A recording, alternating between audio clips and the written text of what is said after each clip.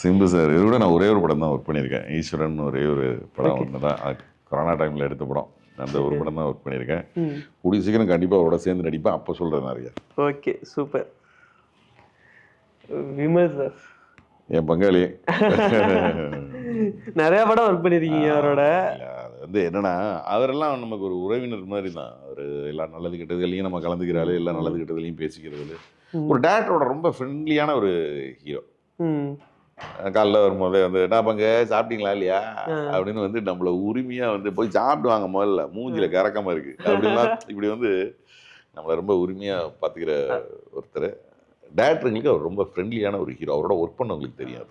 விமல்லாம் பார்த்தீங்கன்னா எப்போதுமே இப்போ இன்டர்வியூவில் பார்த்தீங்கன்னா ரொம்ப தக்காக பேசிகிட்டு இருப்பார். ஏதாச்சும் பதில் சொன்னால் அப்போது வந்து எனக்கு அவ்வளோ நாலேஜ் இல்லை, இப்போ கேட்டிங்கன்னா இப்பயும் இல்லை அப்படின்னு சொல்லிட்டு ரொம்ப ட்ரெண்ட் ஆகும். யதார்த்தமான